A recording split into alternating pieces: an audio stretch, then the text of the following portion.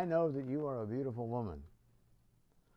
Excuse me, you are a woman of beautiful countenance. I'm paraphrasing. Therefore, it will happen when the Egyptians see you, they will say, this is his wife, and they will kill me, but they will let you live.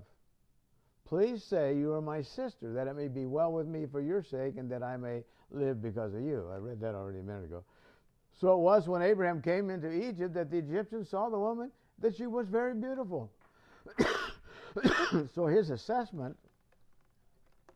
and his concern was legitimate. The princes of Pharaoh also saw her and commended her to Pharaoh. And the woman was taken into Pharaoh's house.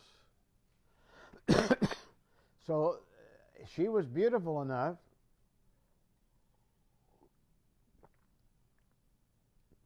that the people that worked for Pharaoh recognized that Pharaoh would be interested in her, and she was taken into his house. Now, that you talk about a husband, what did he, I've always wondered, what did Abraham think was going to happen after they were convinced that he was her brother?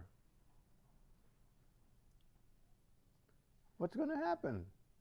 What's going to happen? She's going to wind up either in the harem of whoever this guy is, or as another one of his wives, probably, because he probably at least had one already. Well, what's that going to be? What's that going to do for her? Again, you talk about putting a woman to the test as to whether she has a gentle and quiet spirit or not. That'd be a tough one, I think. I think most women would agree to that.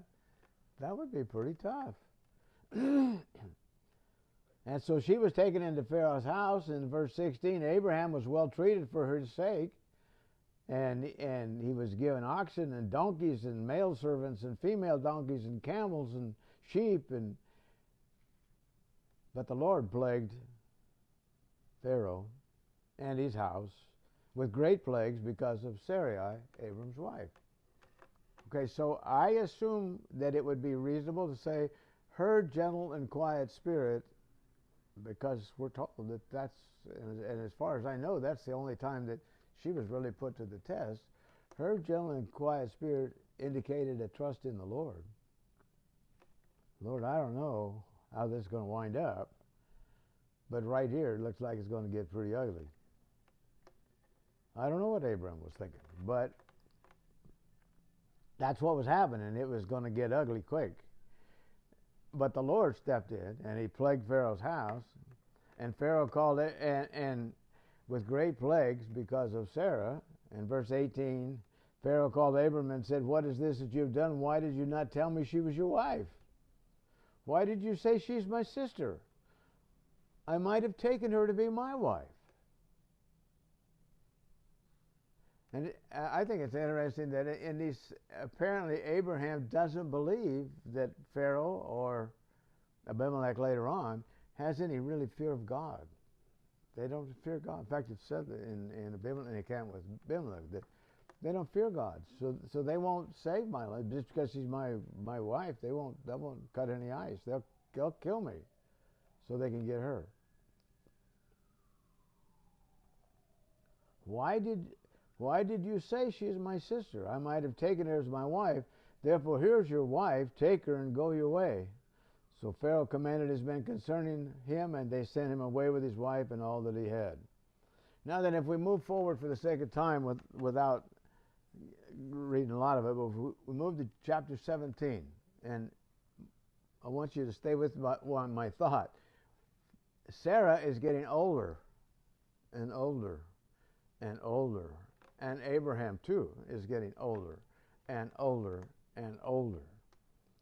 So in chapter 17, of course, Abraham is told that he's going to have a son. He's going to have a son by Sarah. And Abraham fell on his face, we're told in verse 17, and laughed and said in his heart, shall a child be born to a man who's 100 years old?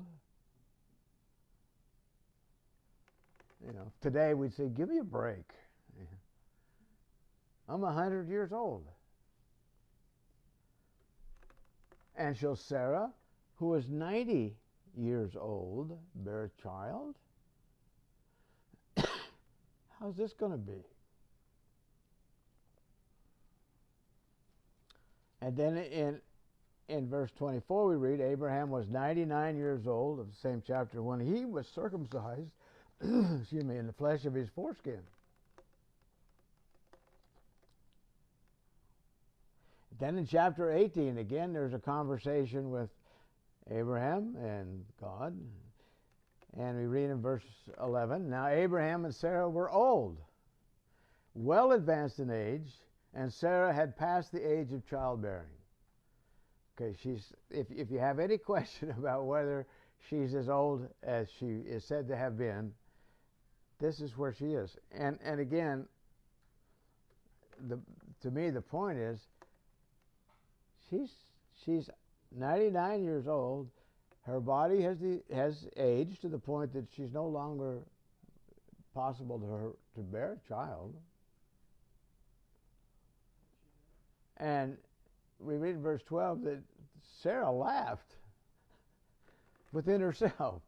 She heard it and she laughed, saying, after I have grown old, shall I have pleasure? I assume she's talking about having sex with her husband. Shall I have pleasure? And my Lord also? And the Lord said to Abraham, see, Sarah forgot the Lord knows what she's thinking. She doesn't have to verbalize it. And the Lord said to Abraham, why did Sarah laugh, saying, shall I surely bear a child since I am old? Is anything too hard for the Lord? Yeah. But at that point, Sarah forgot. Sarah forgot that, nothing's too hard for the Lord. So when Pharaoh took me to be his wife, when I really am Abraham's wife, the Lord looked after me and plagued.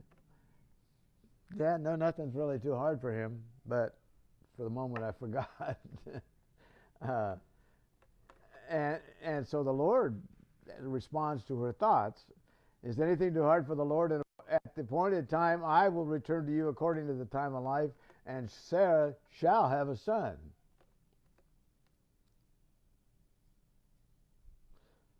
And then Sarah proved that she was human. Verse 15. Sarah denied it, saying, I did not laugh, for she was afraid. She was human, just like every other woman is human. And Abraham was human, just like every other man is human. And the Lord said, he said, no, but you did laugh. Not a good idea. If the Lord tells you you laughed, to say, no, I didn't laugh. That's not a good idea. It's not a good idea for any of us to think that we're going to get away with something, because we're not.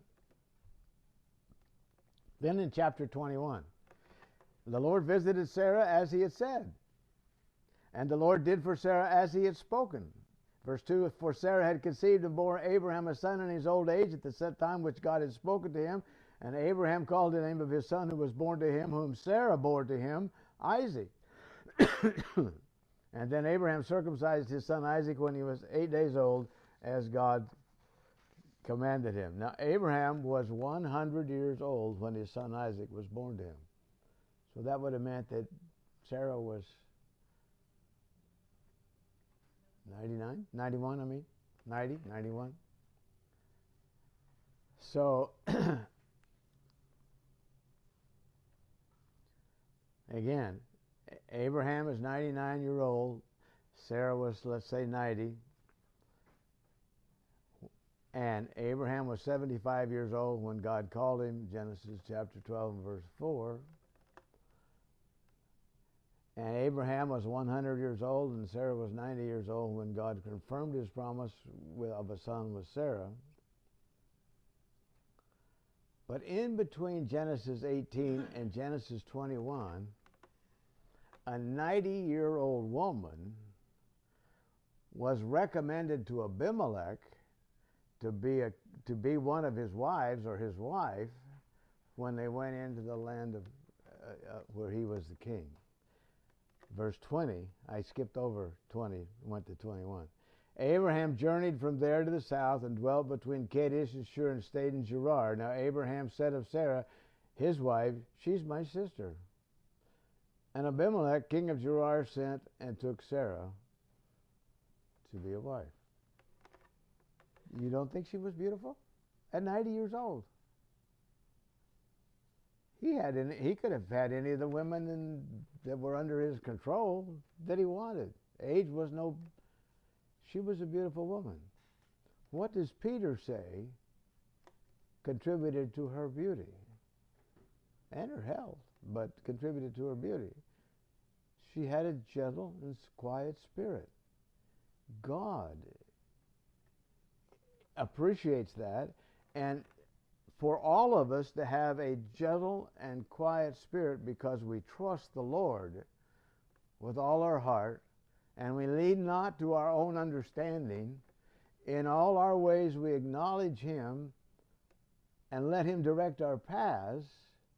It's in our best interest physically, and if you're a woman or if you're a man, and handsome is important, and it will improve our appearance. And I'm a little surprised how many scriptures, I'm not going to have time to get into it this morning, but I'm a little surprised how many scriptures have that truth in them, that it affects us physically when we walk in the light, when we're true to God.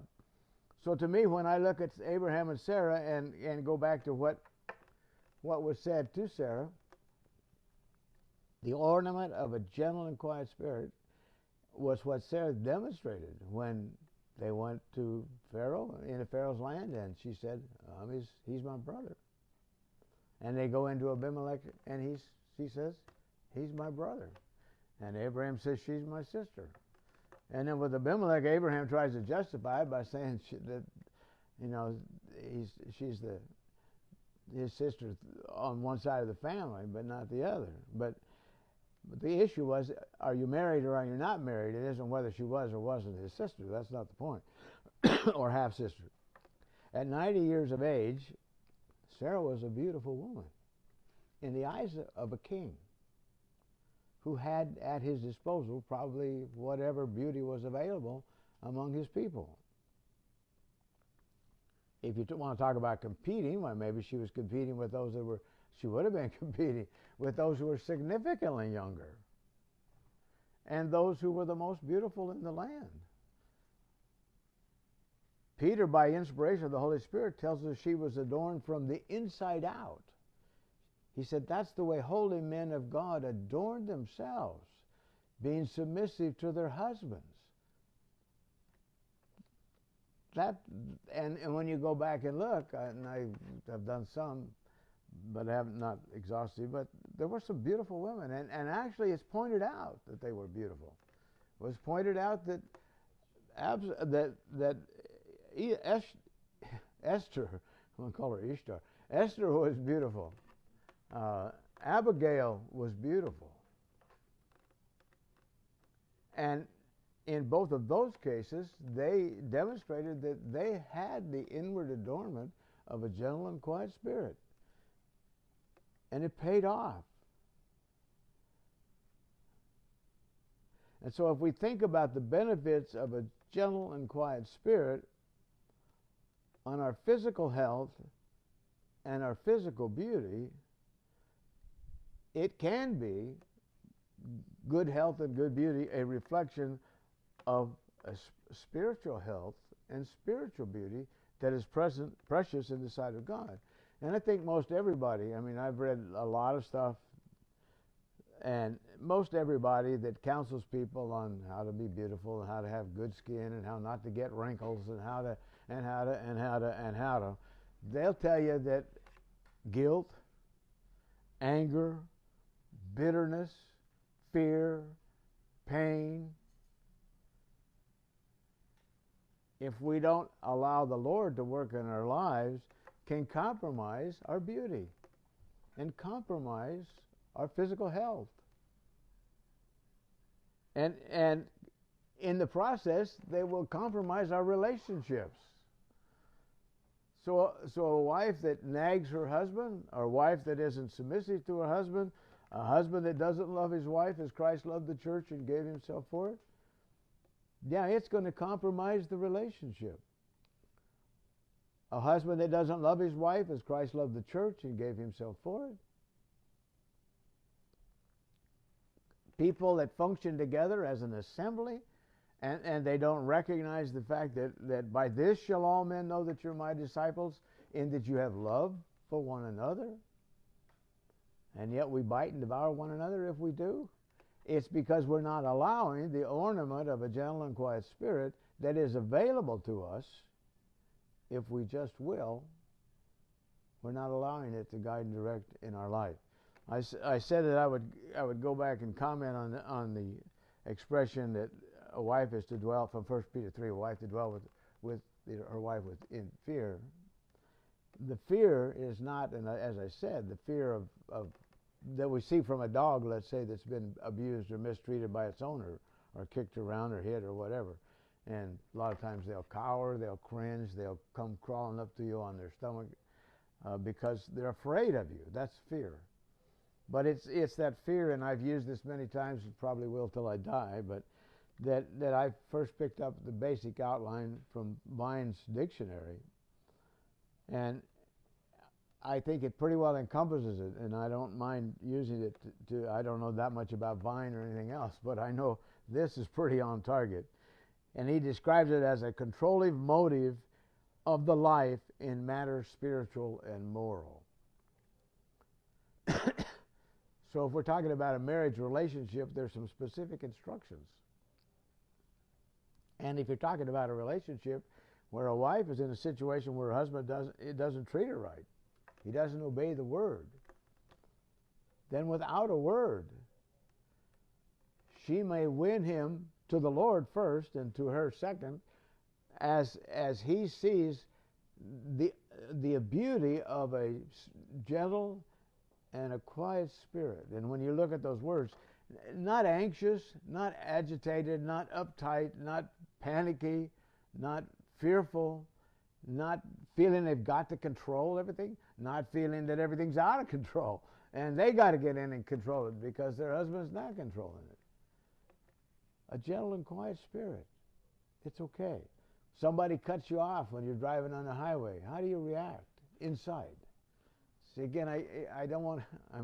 I'm concerned that people will say, "Well, you're," or get the message that, "Well, I just need to be more careful how I ventilate my feelings." No, we need to get back and say, "I need to figure out how to get rid of the feelings, if they're negative feelings.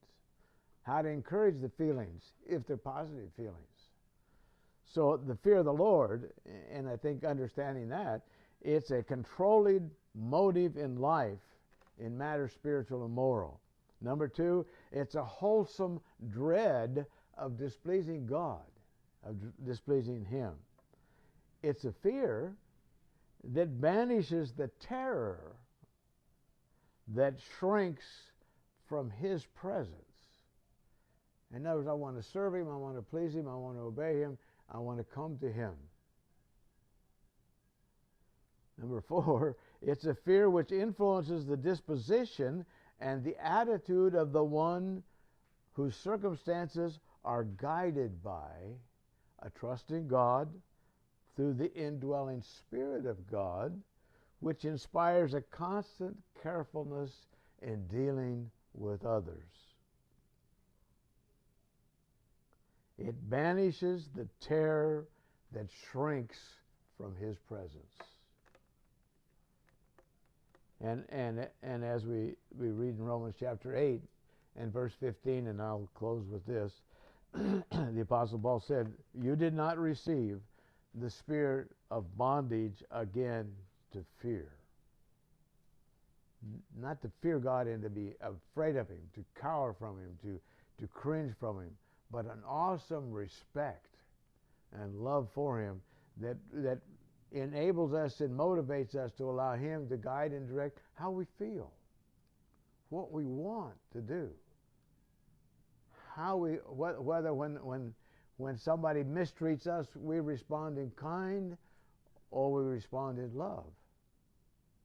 How do we react? When I was young, I really didn't understand what I'm talking about at that time.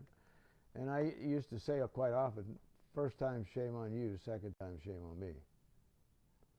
That's not a reflection of a gentle and quiet spirit.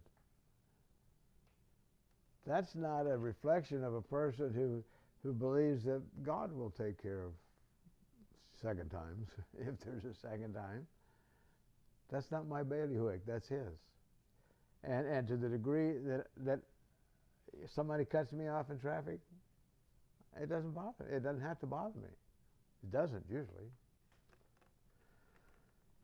I may observe something about the skill of the driver, but as far as something that stirs me, it doesn't. But some people, I mean, that's what road rage is all about. People that get stirred to the point they try to run over somebody or something. But we've not received the spirit of bondage again to fear, but you have received the spirit of adoption, by whom we cry, Abba, Father, or Holy Father, or Dear Father. That's in Romans chapter 8, verse 15.